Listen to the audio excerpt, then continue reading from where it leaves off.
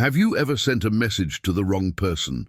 What if that person was the coldest billionaire CEO in your entire company? Harper Johnson was about to find out that one impulsive message could change her entire life. A text sent by mistake, a heart of ice no one could melt, and a reply she never saw coming. This is the story of how an invisible assistant won over the most untouchable man in the corporate world. If you believe in the power of true love, leave a like, subscribe to the channel, and hit the bell so you don't miss any of our heart-touching stories. Now get ready to meet Harper and Alexander, two hearts that were always meant to find each other. The cursor blinked mockingly on Harper Johnson's phone screen as she stared at the message she'd just typed. Her fingers trembled slightly over the keyboard, the fluorescent lights of the empty accounting floor casting harsh shadows across her tired face. It was past midnight, and the Crane Enterprises building felt like a tomb, except for the faint hum of servers and her own racing heartbeat. The message was ridiculous, impulsive, something she'd never have the courage to send in daylight. "I bet behind that expensive suit, there's a heart that knows how to love." She meant it as a joke, a way to break the monotony of another sleepless night spent fixing spreadsheets that no one would ever notice. The system glitch had been haunting the internal messaging platform for weeks, randomly redirecting messages to different departments. Harper had intended to send her silly note to her friend Maya in HR, just another way to mock the untouchable Alexander Crane, the man whose icy stare could freeze hell itself. But as her thumb hovered over the send button, something reckless stirred within her chest. Maybe it was the 3 cups of coffee, maybe it was the crushing weight of invisibility she carried every day, or maybe it was just the desperate need to feel alive again. With a sharp intake of breath, she pressed send and immediately felt her stomach drop to her shoes. 23 floors above, Alexander Crane sat in his glass office, the city lights of Manhattan stretching endlessly below him like fallen stars. His Armani suit was impeccable even at this ungodly hour, his steel-grey eyes scanning quarterly reports with the precision of a surgeon's blade. At 35, he'd built an empire that made kings jealous. But success had come at a price. His soul felt as cold as the marble floors beneath his Italian leather shoes. The soft chime of his phone broke through the silence, and he glanced at the screen with the same expression he reserved for hostile takeovers. The message made him freeze mid-breath. Alexander read it once, twice, then set the phone down with hands that weren't quite steady. In 5 years of running Crane Enterprises, no one had ever dared speak to him with such humanity. Board members cowered, employees scattered when he walked by, and women saw only dollar signs when they looked at him. But this message, anonymous, bold, almost naive in its honesty, cut through his armor like nothing had since Sarah's death. His jaw tightened at the memory of his late wife, the only person who'd ever seen past his wealth to the man beneath. Harper's phone remained silent for exactly 3 minutes before lighting up with a notification. Her hands shook as she opened the response, expecting a brutal corporate reprimand or worse, termination. Instead, she found something that made her blood run cold and her heart race simultaneously. The message was short, professional, yet somehow intimate. "You'd be surprised what money can't buy. Are you brave enough to find out?" The sender's name made her legs give out. Alexander Crane had responded personally.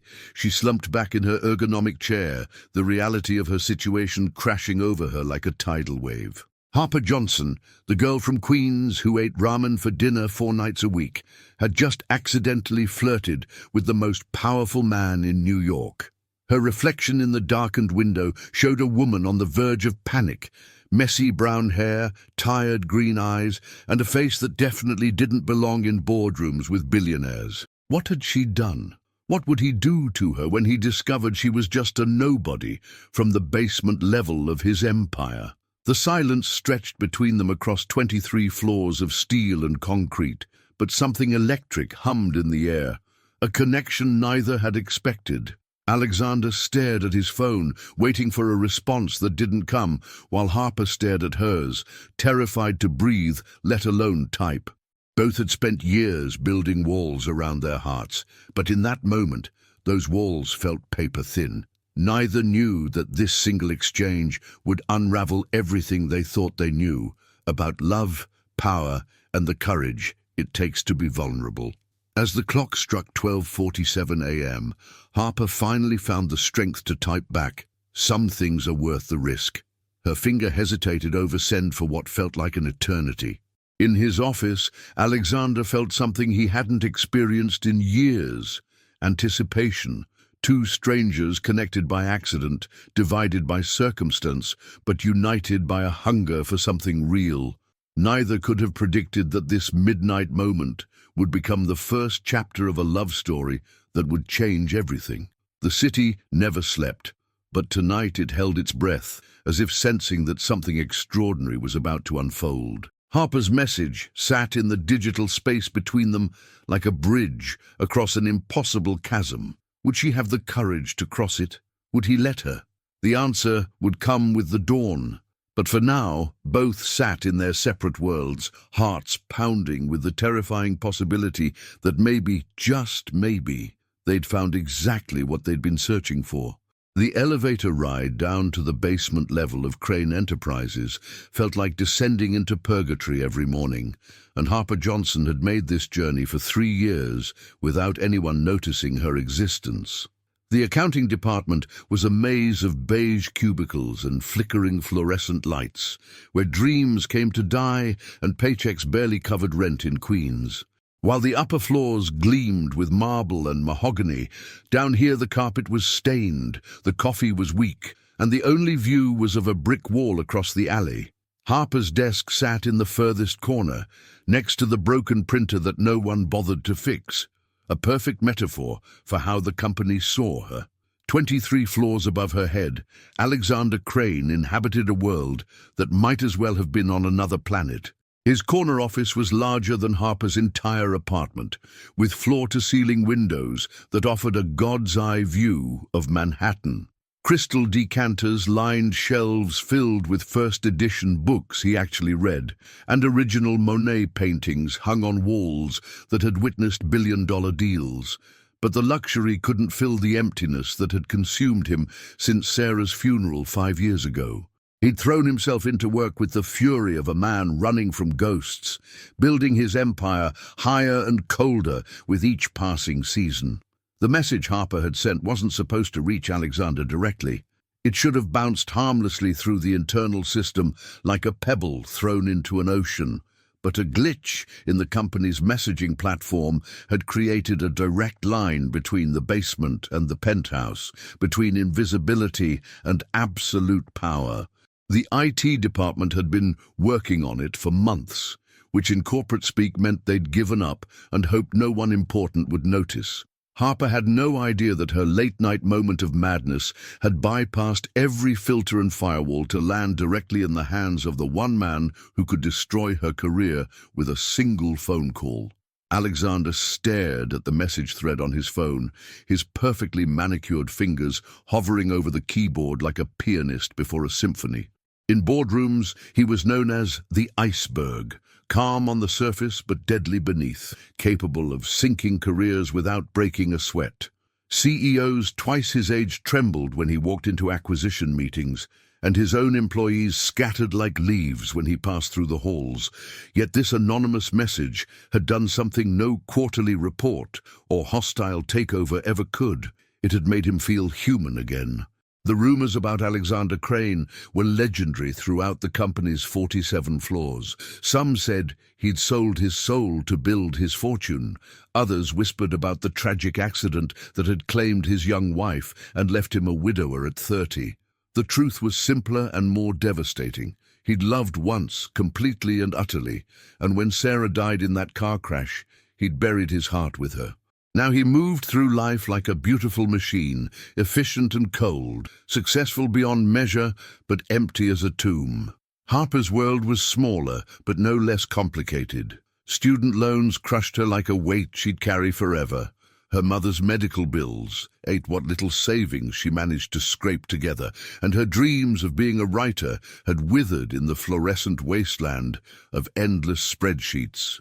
She'd sent that message in a moment of desperate rebellion against a life that felt like quicksand, always sinking, never moving forward. The idea that Alexander Crane himself had responded felt like being struck by lightning while holding a winning lottery ticket.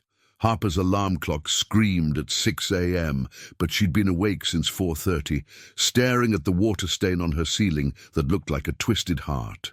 Her studio apartment in Queens was a shoebox with dreams, cramped, cluttered, but filled with touches that revealed her soul. Sunflowers bloomed from mason jars on every windowsill, their bright faces turning toward whatever weak light managed to filter through the smoggy glass. She'd started growing them in college, telling herself they were symbols of hope, but lately they felt more like desperate prayers to a god who'd forgotten her address. The walls were covered with rejection letters from publishing houses, each one a small death she'd carefully pinned up like trophies of failure. "Thank you for your submission, but" became the soundtrack of her 20s, playing on repeat until she'd stopped hearing the words and just felt the sting. Her laptop sat on a folding table, its screen cracked from the time she'd thrown it against the wall in frustration, a moment of weakness she'd regretted for months afterward. Inside that broken machine lived 3 unfinished novels, dozens of short stories, and a dream that felt more distant with each passing day. Harper had grown up writing letters to her future husband, a childhood habit that had seemed romantic at 12 and pathetic at 28. The shoebox under her bed held hundreds of them, addressed to "My Someone Special" in looping cursive that had gotten more desperate over the years. She'd pour her heart onto paper, describing the life she imagined they'd build together. Sunday morning pancakes, dancing in the kitchen, children who'd inherit his eyes and her stubborn streak. But as the years crawled by and her someone special remained stubbornly fictional, the letters had become less frequent, then stopped altogether. Her mother's voice echoed from the framed photo on her nightstand, the last clear memory before Alzheimer's had stolen the woman who'd raised her alone. "Mija, you have a heart big enough to save the world," she'd said, brushing Harper's hair before bed. "Don't let them make it smaller."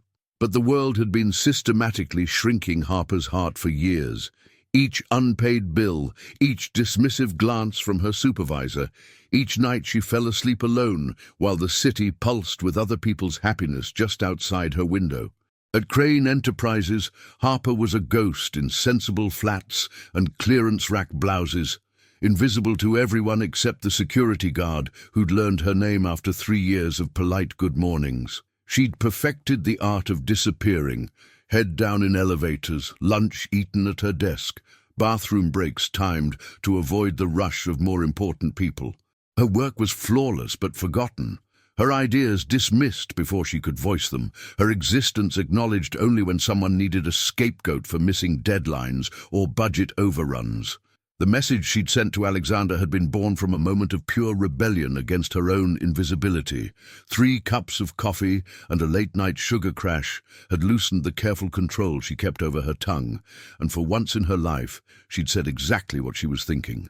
The words had poured out like water through a broken dam, messy, honest, and completely terrifying. She'd spent her whole life being careful, being small, being grateful for scraps, but something deep inside her had finally snapped and demanded to be seen. The whispers started before Harper even reached her desk that Tuesday morning, floating through the accounting department like poison gas. "Did you see her typing on her phone all night?" Sandra from payroll hissed to her cubicle neighbor, shooting Harper a look that could freeze lava. "Girl's been acting weird lately, jumpy as a cat in a thunderstorm." Harper's cheeks burned as she pretended not to hear, but her hands trembled as she powered up her ancient computer. The screen flickered to life with the enthusiasm of a dying light bulb, displaying 17 new error messages that would take hours to fix. Hours she didn't have. Mr. Peterson, her direct supervisor, materialized at her cubicle like a bad rash, his coffee breath washing over her as he leaned uncomfortably close. "Johnson, we need to talk about the Morrison account discrepancies," he growled, slapping a stack of papers onto her desk with enough force to rattle her sunflower-shaped paperweight. His beady eyes gleamed with the satisfaction of a man who'd finally found a victim for his morning power trip. "These numbers don't add up, and frankly, your work's been sloppy lately. Care to explain why you're so distracted?" Harper's mouth went dry as sand, because she couldn't exactly tell him she'd been messaging the CEO at midnight. 23 floors above, Alexander faced his own storm in the marble and mahogany boardroom where sharks wore Armani suits and called themselves executives. Margaret Chen, the ice queen of mergers and acquisitions, tapped her Mont Blanc pen against the conference table like a judge's gavel. "Your mind seems elsewhere lately, Alexander," she said, her voice sharp enough to cut diamonds in half. "The Henderson deal fell through because you missed 3 crucial meetings, and the board's starting to ask questions." Her smile was all teeth and no warmth, the kind that usually preceded a corporate execution. The weight of his empire pressed down on Alexander's shoulders like a physical thing, every decision rippling out to affect thousands of employees who saw him as either a god or a demon, never just a man. His phone buzzed with urgent messages from department heads, crisis managers, and publicity teams, all demanding immediate attention for problems that felt suddenly trivial compared to a single anonymous text from a stranger. He'd built Crane Enterprises from nothing, clawing his way up from middle-class mediocrity to penthouse power. But success had come at the cost of everything that made life worth living. Harper's credit card got declined at the bodega across from her building, the machine beeping its rejection like a digital death knell while a line of impatient customers huffed behind her. "Sorry, try another one," the clerk said with practiced indifference, but Harper's wallet held nothing but expired coupons and lint. The humiliation burned in her throat as she mumbled an excuse and fled into the morning rain, her stomach empty and her pride in tatters. Her mother's nursing home bill sat unopened in her purse, a ticking time bomb that would explode her carefully balanced budget into 1,000,000 irreparable pieces. The elevator at Crane Enterprises seemed to move slower than usual, each floor a reminder of the vast distance between Harper's world and Alexander's. She pressed herself into the corner as more important people filed in. Women in designer heels and men with confident handshakes, all speaking in acronyms she'd never learned and discussing deals worth more than she'd make in a lifetime. Their conversations washed over her like a foreign language, reminding her that she was an outsider looking in, a sparrow among eagles, a dreamer in a world that crushed dreams for breakfast. Harper's fingers trembled as she tore open the envelope, her heart hammering against her ribs like a caged bird desperate for freedom. The paper inside was thick, expensive, the kind that whispered money even before you read the words written in that same elegant script. "You would be willing to find out up close?" Below it, an address she recognized as Le Bernardin, the kind of restaurant where appetizers cost more than her monthly grocery budget. "Tonight, 8 p.m. Come as you are. AC." The note felt like holding lightning in her hands, electric and dangerous, and completely beyond anything she'd ever experienced in her small, careful life. The rest of the workday passed in a blur of panic and possibility, Harper's mind spinning like a tornado between terror and excitement. She'd never been to a restaurant that required reservations, never owned a dress that wasn't bought on clearance, never sat across from a man who could buy and sell her entire neighborhood without checking his bank balance. Her reflection in the bathroom mirror looked pale and ordinary, green eyes wide with something between wonder and horror. "What the hell am I doing?" she whispered to her mirror self, but the woman looking back seemed just as clueless and twice as scared. Alexander sat in his office, staring at the city spread below him like a glittering circuit board, wondering if he'd completely lost his mind. He hadn't asked a woman to dinner since Sarah's funeral, hadn't felt his pulse quicken at the thought of conversation that didn't involve quarterly reports or hostile takeovers. His assistant had booked the table with raised eyebrows but professional silence, probably assuming he was meeting another potential business partner.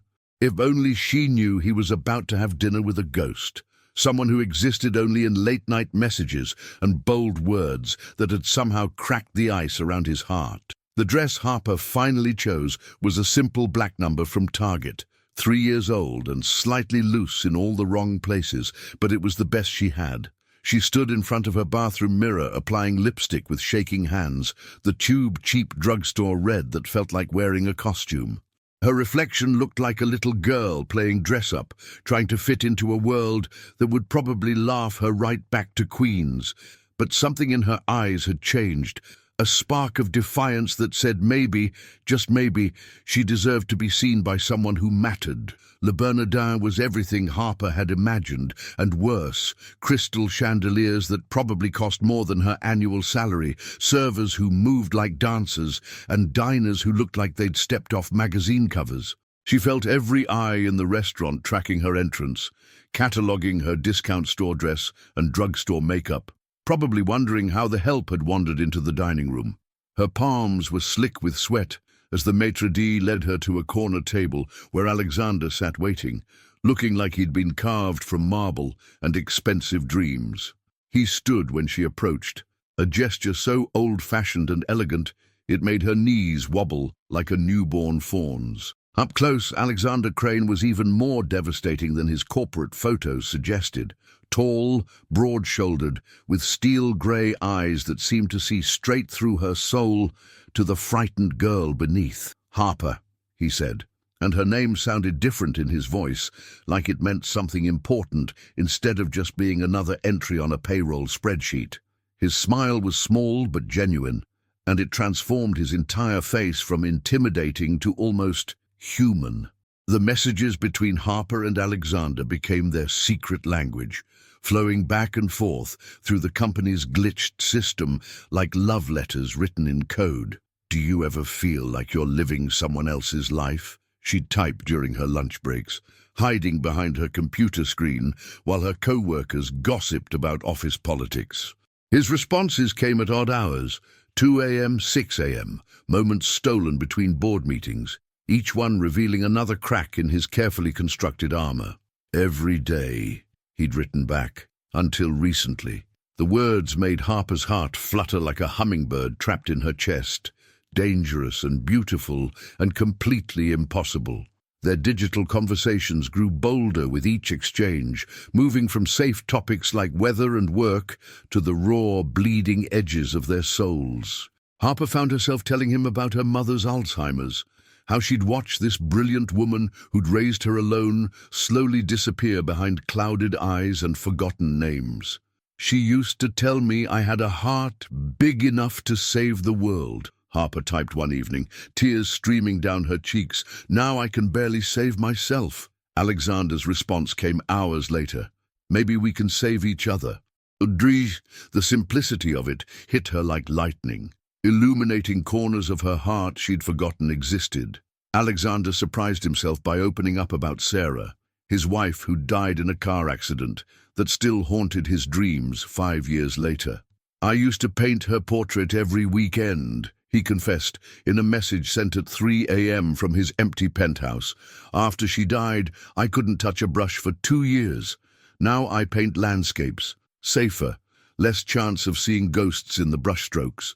Harper's heart broke for this man who'd loved so completely that loss had frozen him solid. "What do you paint now?" she asked. His answer made her breath catch. "Sunflower fields. I don't know why." The invitation to see his artwork came on a Thursday, buried in a message about quarterly projections that would fool any corporate spy reading over shoulders. "There's a private showing at my place this weekend. Very exclusive. Just one guest. Interested?" Harper stared at the words until they blurred, knowing this was either the most romantic gesture she'd ever received or the most elaborate setup for her own destruction.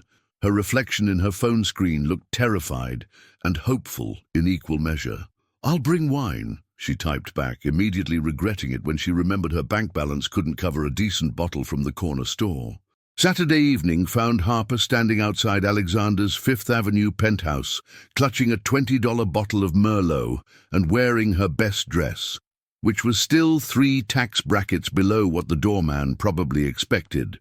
The elevator ride to the top floor felt like ascending to heaven or hell. She couldn't decide which. When Alexander opened the door, he looked different. Softer somehow, in jeans and a cashmere sweater that probably cost more than her monthly rent.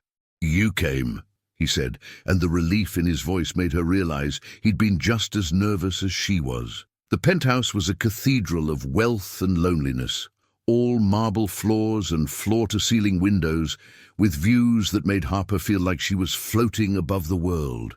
But it was the paintings that stopped her breath. Dozens of landscapes covering every wall, each one more beautiful than museum pieces she'd only seen in books. And there, hanging above his fireplace like a prayer made visible, was a field of sunflowers so real she could almost feel the summer breeze. "I painted this after our first dinner," Alexander said quietly, standing close enough that she could smell his cologne. "I couldn't stop thinking about your flowers reaching for light in that tiny apartment." Datiti. The annual Crane Enterprises Gala was supposed to be Harper's Cinderella moment, but fairy tales don't prepare you for the moment the clock strikes midnight and your whole world crumbles. She'd borrowed a dress from her neighbor, spent her last $50 on shoes that already pinched her feet, and practiced walking in heels until her calves screamed in protest. Alexander had invited her as his guest, a gesture so bold it had the entire company buzzing with speculation. But as Harper stood in the ballroom, surrounded by Manhattan's elite, watching Alexander work the room with practiced charm, she felt like an imposter wearing someone else's life. The trap was sprung by Victoria Sterling, Alexander's business rival and former flame, a woman who collected secrets like other people collected jewelry. "Well, well," Victoria purred, her voice dripping with venom disguised as concern, "if it isn't our little mystery woman." Harper's blood turned to ice as Victoria's perfectly manicured fingers gripped her arm like talons. "Tell me, darling, how does it feel to be Alexander's latest charity case?" The words hit Harper like physical blows, each syllable designed to wound. "Did you really think he didn't know exactly who you were from the very beginning?" The revelation exploded through the ballroom like a bomb, detonating in slow motion. Victoria's voice carried just far enough for the right people to hear: board members, reporters, socialites who lived for scandal. "Alexander Crane doesn't do anything by accident," she announced with theatrical flair. "Every move is calculated, every relationship strategic. Did you honestly believe a basement-dwelling nobody could capture the heart of Manhattan's most ruthless CEO? Harper felt the room spinning around her, conversations stopping mid-sentence as all eyes turned toward her like spotlights on a stage she'd never auditioned for. Alexander appeared at her side like a guardian angel, but even angels can't undo words once they're spoken. "Victoria, that's enough," he said, his voice carrying the kind of authority that usually made grown men tremble, but Victoria just laughed, a sound like breaking crystal. "Oh, Alexander, don't be so modest. Tell Harper how you had your security team run background checks, how you knew her shoe size before you knew her last name.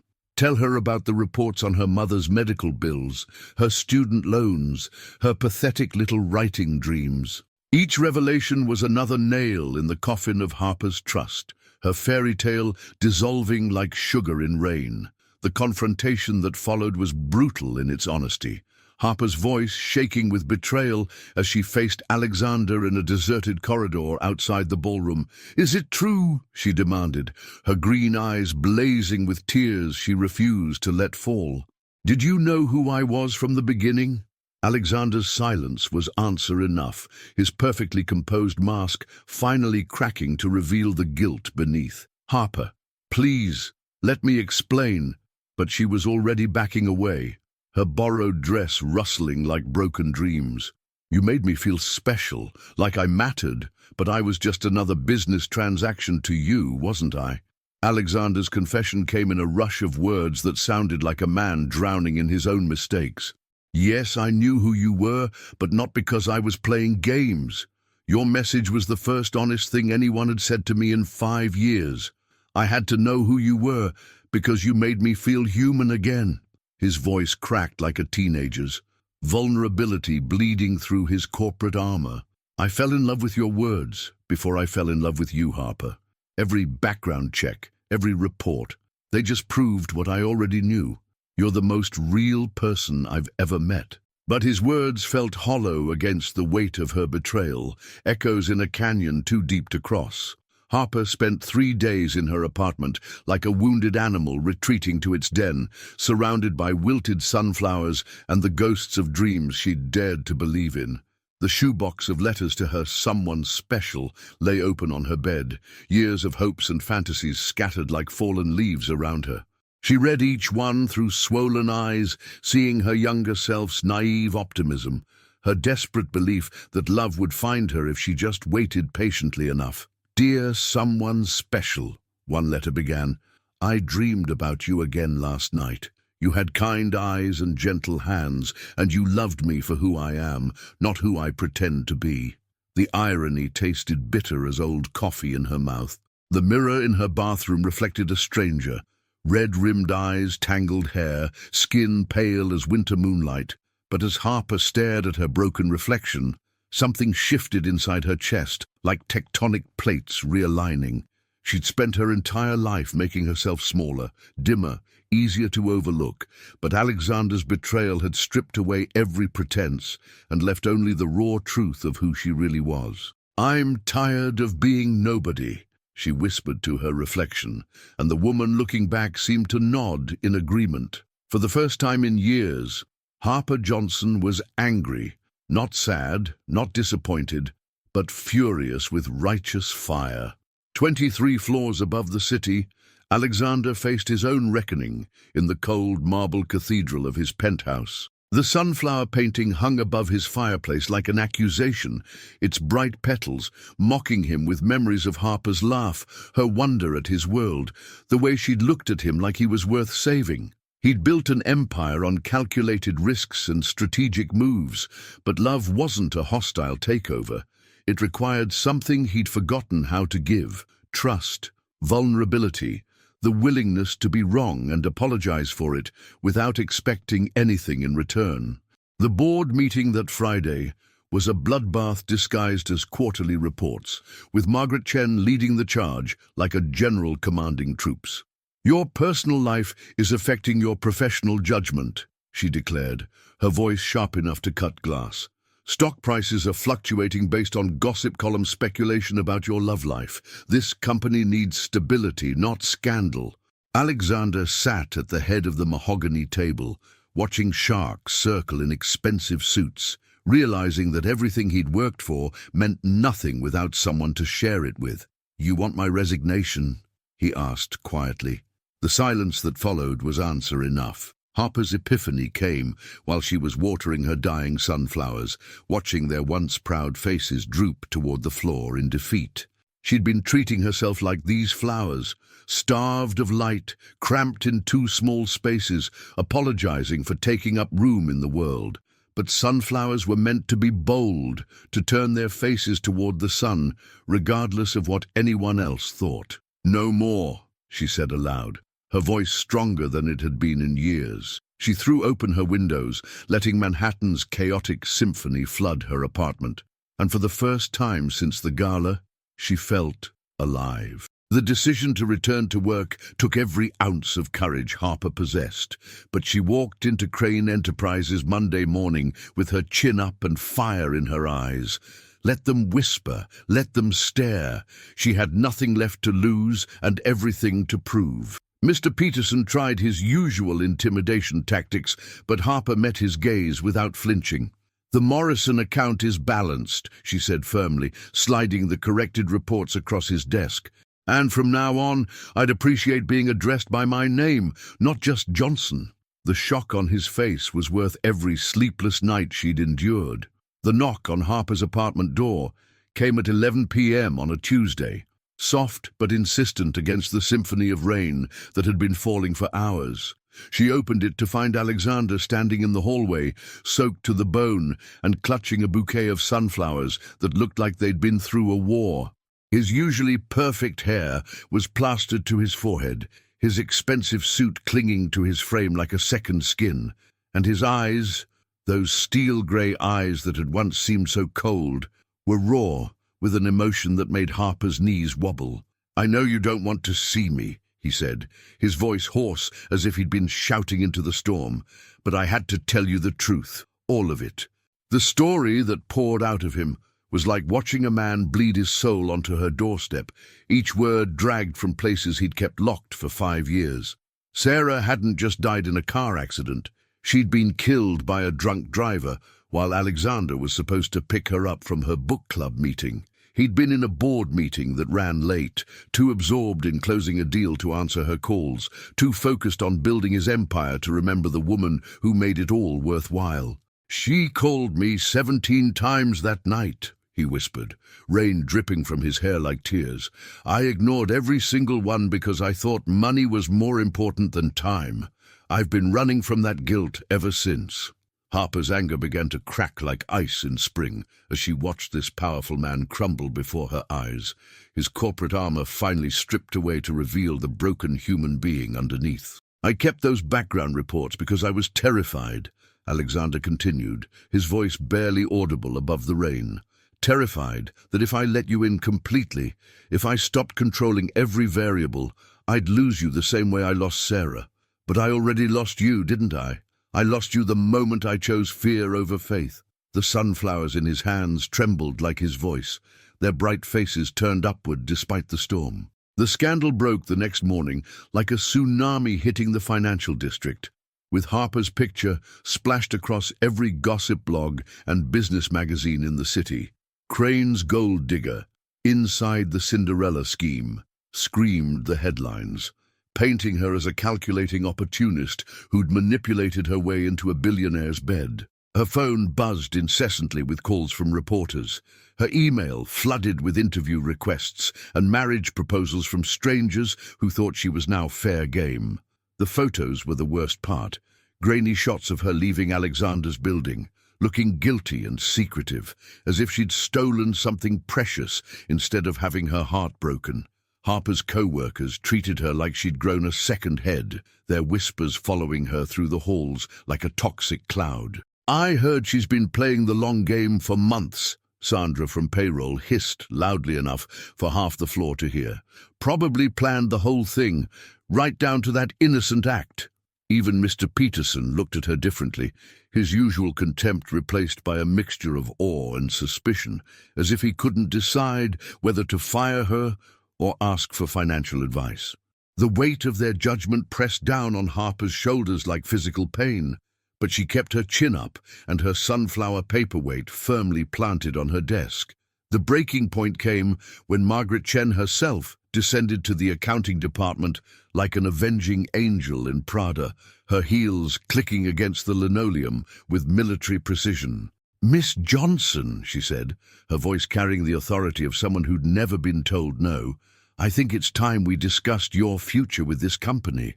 The offer was wrapped in velvet but lined with steel, a generous severance package, glowing references, and a confidentiality agreement that would ensure her silence about Alexander in exchange for her disappearance. "Think of it as a fresh start," Margaret smiled, but her eyes were cold as Arctic ice. "Somewhere far from New York, where you can begin again without complications." Harper stared at the contract spread across her desk like a death warrant, her name already typed at the bottom in corporate font that looked official and final. This was her escape route, her chance to disappear into anonymity and nurse her broken heart in peace, away from photographers and gossip columnists and the suffocating weight of being Alexander Crane's mistake. But as she lifted the pen to sign away her life in Manhattan, her eyes fell on the sunflower paperweight, a $5 trinket that had sat on her desk for 3 years, turning its face toward whatever light it could find. Sunflowers didn't run from storms, Harper realized with startling clarity. They bent, they swayed, but they never stopped reaching for the sun. With a deep breath that felt like stepping off a cliff, Harper Johnson set down the pen and looked Margaret Chen straight in the eye. "I'm not going anywhere," she said, her voice steady as bedrock. "This is my city too." The elevator's ascent to the 47th floor felt like climbing toward Judgment Day, each ding of the passing floors echoing Harper's thundering heartbeat. She clutched the resignation letter in her sweaty palm, the paper already wrinkled from her nervous grip, but her jaw was set with the kind of determination that could move mountains. The fluorescent lights above flickered like dying stars, casting harsh shadows that seemed to mirror the storm brewing in her chest. Margaret Chen's ultimatum still rang in her ears like a death knell, but Harper had made her choice. She wouldn't run, wouldn't hide, wouldn't let them erase her like she'd never existed. The city spread below through the glass walls, millions of lights twinkling like earthbound constellations, and somewhere among them was her mother's nursing home, her tiny apartment, her real life that suddenly felt worth fighting for. Alexander stood with his back to the elevator doors when they opened, his silhouette sharp against the floor-to-ceiling windows that framed Manhattan like a living painting. His shoulders were rigid beneath his perfectly tailored suit, hands clasped behind his back in that familiar pose of absolute control, but Harper could see the tension radiating from him like heat waves. The office felt different at this hour, colder, emptier, like a mausoleum built for the living dead. "I wondered if you'd come," he said without turning around, his voice carrying that same quiet authority that had once made her knees weak and now just made her angry. The distance between them felt like an ocean, 20 feet of marble and mahogany that might as well have been 20 miles. "Did you really think I'd just disappear?" Harper's voice cut through the silence like a blade, sharper than she'd ever heard herself sound. She stepped into the office, her sensible flats clicking against the marble with each determined stride, the resignation letter crumpling further in her fist. "Sign some papers, take the money, and vanish like a good little girl who knows her place." The words tasted bitter on her tongue, but they felt powerful too, like she was finally speaking a language she'd forgotten she knew. Alexander's reflection in the window showed a man caught between worlds, the ruthless CEO and the broken human being who'd wept in her doorway just days before. When he finally turned to face her, Harper's breath caught despite everything that had happened between them. Alexander Crane looked like he'd aged a decade in a week, his steel-grey eyes haunted by sleepless nights and his usually perfect appearance showing cracks around the edges. His tie was slightly crooked, his hair mussed as if he'd been running his fingers through it, and there was something raw and desperate in his expression that made her heart stutter against her ribs. "Harper, please," he started, but she held up her hand like a stop sign, her green eyes blazing with the kind of fire that could burn down empires. "No, you listen to me for once," she said, her voice steady despite the earthquake happening inside her chest. "Was I just another acquisition to you?" The question hung in the air between them like a loaded gun, and Harper watched Alexander flinch as if she'd physically struck him. She took another step closer, close enough to smell his cologne, close enough to see the pain etched in the lines around his eyes. "Another broken thing you thought you could fix with your money and your power. Did you wake up one morning and decide that the grieving widower needed a pet project?" Her voice cracked on the last words, all that careful control finally splintering like ice under pressure. The resignation letter fell from her hand, floating to the marble floor like a white flag of surrender, but Harper felt anything but defeated. Alexander's composure finally shattered like glass hitting concrete, his carefully constructed mask crumbling to reveal the man underneath, broken, scared, and desperately in love. "You think this was some kind of game to me?" he demanded, his voice rising to match hers, corporate polish finally giving way to raw emotion. "You think I planned to fall in love with a woman who made me remember what it felt like to be human again?" He ran his hands through his hair, pacing behind his desk like a caged animal. "I haven't slept in days, Harper. I can't eat, can't think, can't function without knowing if you're okay. Does that sound like a goddamn business transaction to you?" The silence that followed was deafening, broken only by the distant hum of the city below and the sound of two people breathing like they'd been running for their lives. Harper stared at Alexander, seeing him truly vulnerable for the first time since that night in the rain, his armor completely stripped away to reveal the scared, lonely man beneath. "Then why didn't you tell me?" she whispered, her anger giving way to something deeper and more dangerous. Hope. Why the background checks, the reports, the lies? If you loved me, why couldn't you just trust me with the truth? Tears finally spilled over her cheeks, hot and unstoppable, carrying with them all the pain and betrayal of the past week. Alexander moved around his desk slowly, like he was approaching a wounded animal, his eyes never leaving her face. "Because I'm a coward," he said simply, the admission hitting the air like a confession in church. "Because losing Sarah nearly destroyed me, and I couldn't risk losing you too. So I tried to control everything, know everything, predict everything. But love doesn't work that way, does it?" He stopped just out of reach, his hands hanging uselessly at his sides. "I thought if I knew all your secrets, all your weaknesses, I could protect you from the world. But I was really just protecting myself from caring too much." The honesty in his voice was brutal, cutting through her defenses like a knife through silk. Harper looked at this man who'd turned her world upside down, seeing him clearly for the first time, not as the untouchable CEO or the mysterious billionaire, but as someone just as lost and scared as she was. The resignation letter lay forgotten on the floor between them, meaningless now in the face of everything they'd never said to each other.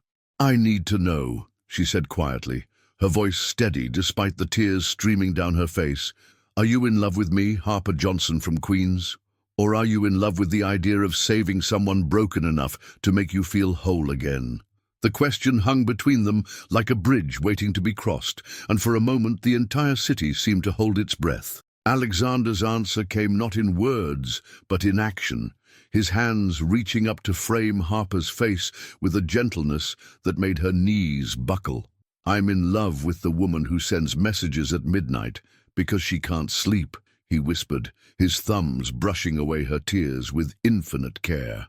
"I'm in love with someone who grows sunflowers in mason jars and writes letters to strangers and fights for her mother, even when it breaks her heart." His voice was raw, stripped of all corporate polish, just a man telling the truth to the woman who'd saved his soul. "I'm in love with Harper Johnson, who makes me want to be better than I ever thought I could be."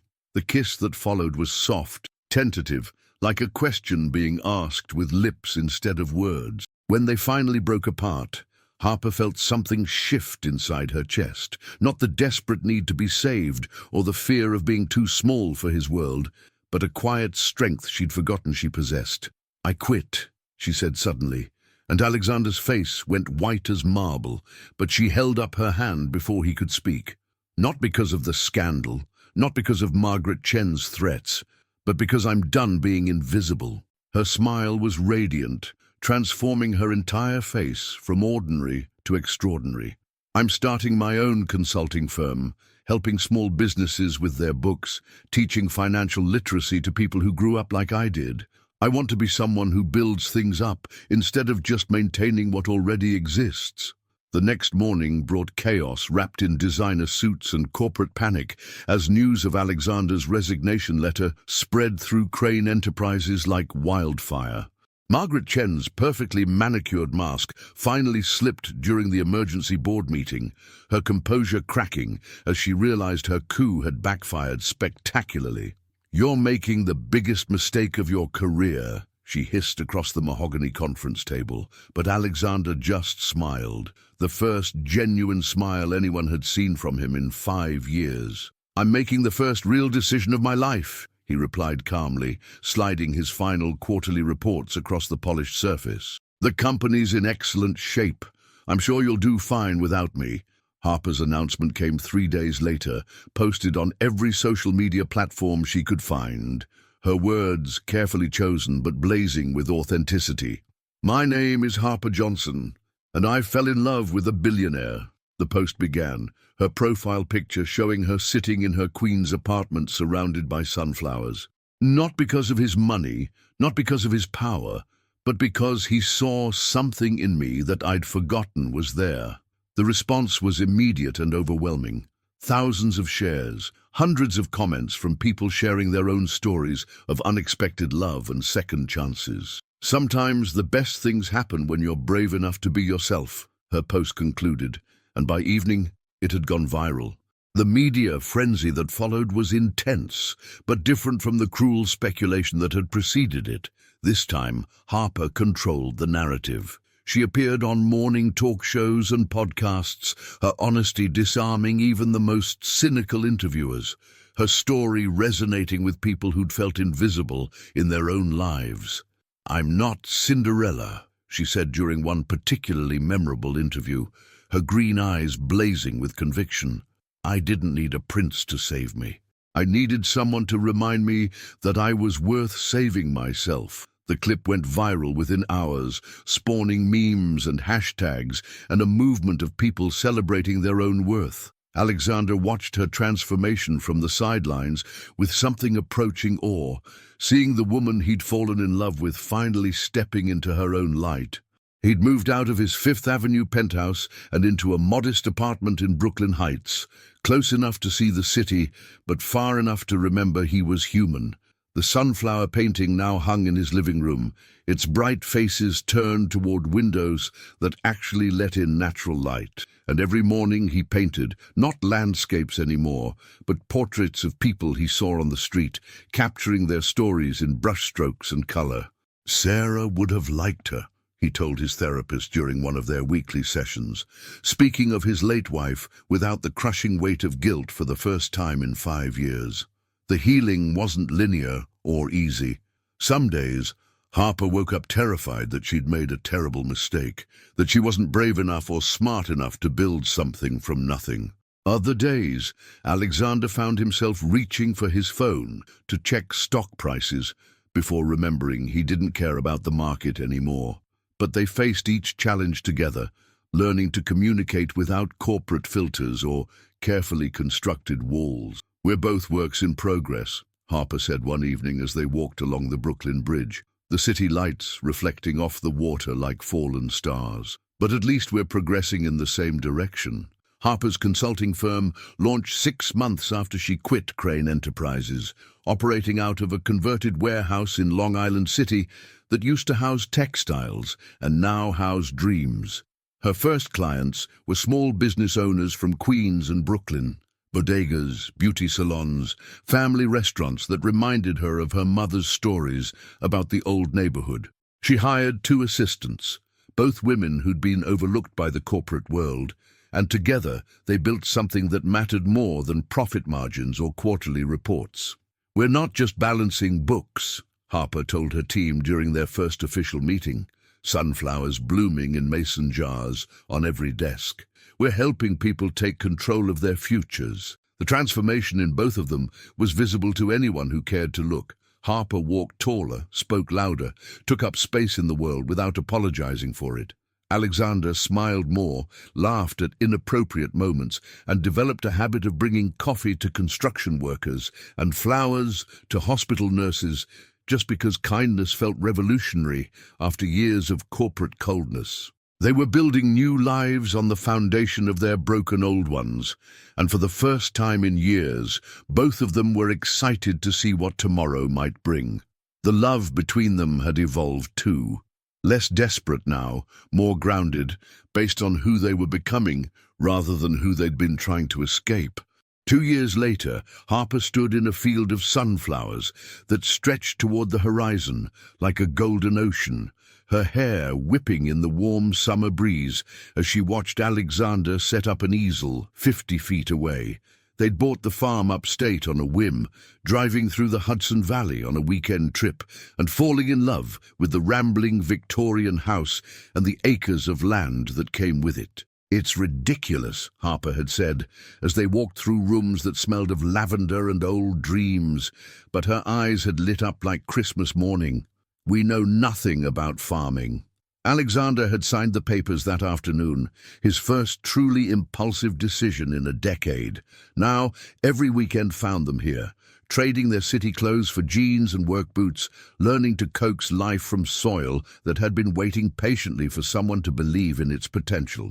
The foundation Alexander had started in Sarah's memory operated out of the farm's converted barn, its mission simple but revolutionary, connecting people who'd lost their way with mentors who'd found theirs again. Corporate executives burned out from climbing ladders that led nowhere worked alongside teachers who'd given up on the system.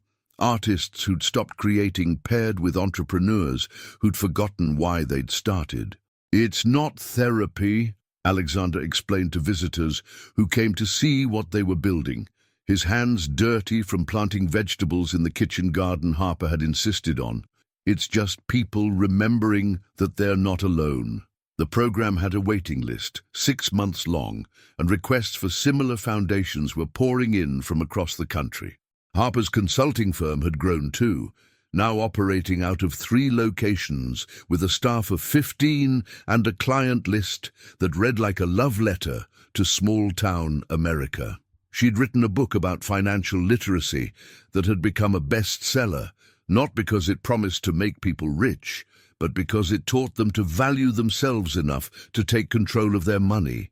"Wealth isn't about having more," she'd written in the introduction, her words echoing across countless book clubs and community centers. "It's about knowing you're worth taking care of." The advance from her publisher had paid off her mother's medical bills completely, and the nursing home had started a reading program where Harper visited twice a month to read to residents who reminded her why stories mattered. Alexander emerged from behind his easel, paint-stained and grinning like a man who'd just discovered fire, his latest canvas showing Harper exactly as she looked in that moment, surrounded by sunflowers, her face turned toward the light. "I finally figured out why I paint you in every landscape," he said, wiping his hands on a rag that had seen better days. "You are the landscape now, your home." Nadisun. The words hit Harper like a physical thing, warm and solid and real, and she realized that for the first time in her life, she understood what people meant when they talked about being complete.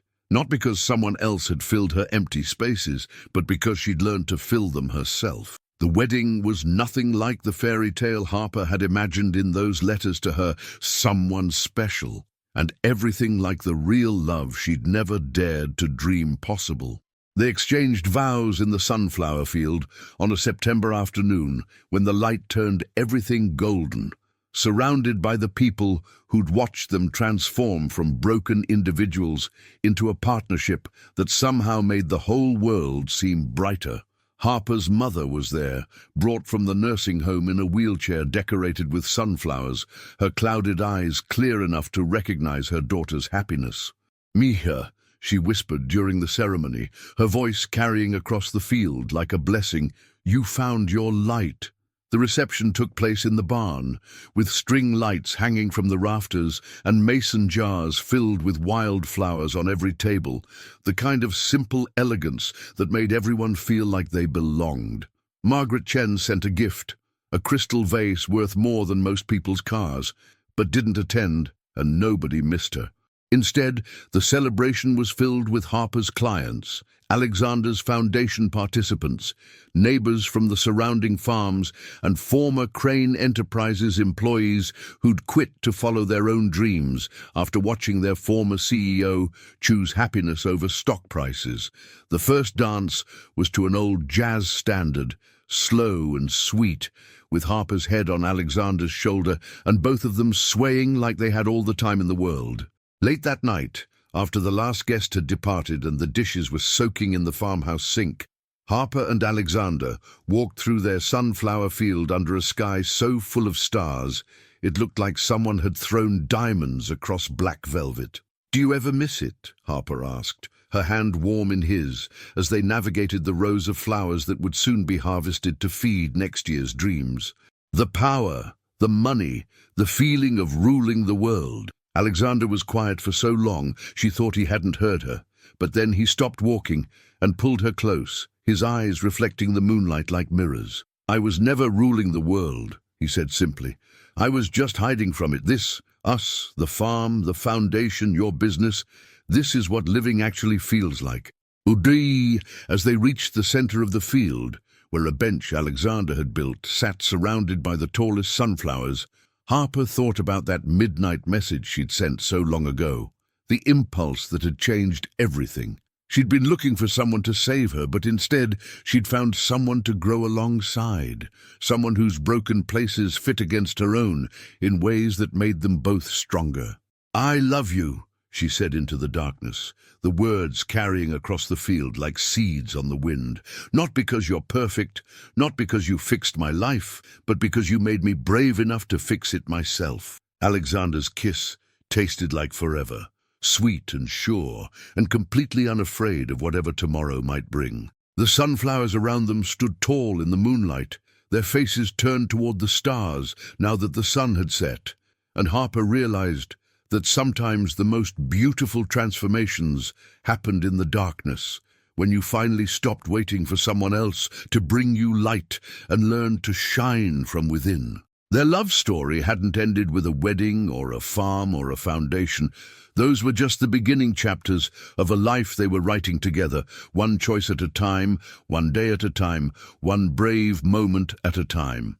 Have you ever received or sent a message like this? Share your story in the comments below. I'd love to hear it. Don't forget to subscribe for more stories like this one. Sometimes a single message can change an entire life. Harper and Alexander discovered that true love isn't about finding someone to complete you. It's about finding someone who encourages you to complete yourself. See you in the next video.